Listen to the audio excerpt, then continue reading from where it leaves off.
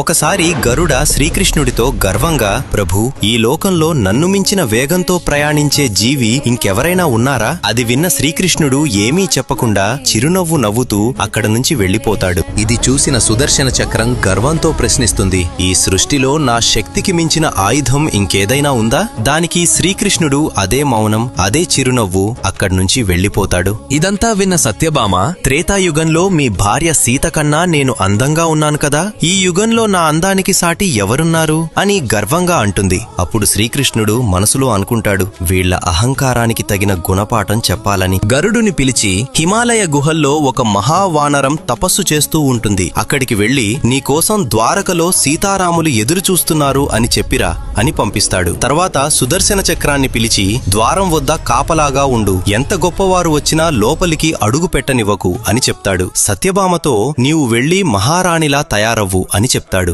గరుడ హిమాలయాలకు వెళ్లి హనుమంతుడితో శ్రీకృష్ణుడు చెప్పిన మాటలను చాలా గర్వంగా చెప్పడం మొదలు పెడతాడు. ఆ మాటలు పూర్తవక ముందే హనుమంతుడు గరుడ కంటే 1000 రెట్లు వేగంగా దూసుకెళ్తాడు. అది చూసి గరుడ ఆశ్చర్యపోతాడు. హనుమంతుడు ద్వారక చేరుకుని రామునిలా ఉన్న శ్రీకృష్ణుడి ఎదుట వాలిపోతాడు. అప్పుడు శ్రీకృష్ణుడు అడుగుతాడు, ద్వారం వద్ద నిన్ను ఎవరు ఆపలేదా హనుమా? హనుమంతుడు చిరునవ్వుతో, స్వామి, ఒక చక్రం ఆపాలని చూసింది, కాని దానితో యుద్ధం చేస్తే మీ దర్శనం ఆలస్యమవుతుందనిపించింది, అందుకే దాన్ని అమాంతం మింగేశాను అని సమాధానం చెప్తాడు. హనుమంతుడు సత్యభామ వైపు చూస్తూ, స్వామి, ఈ చెలికత్తె ఎవరు? నా సీతమ్మ తల్లి ఎక్కడ ఉంది అని అడుగుతాడు. ఇలా శ్రీకృష్ణుడు, గరుడ, సుదర్శన చక్రం, సత్యభామ గర్వములను ఒక్క హనుమంతుడితో సమాధానం చెప్తాడు. జై శ్రీకృష్ణ అని కామెంట్ చేయండి, జై బజరంగబలి అని రాయండి.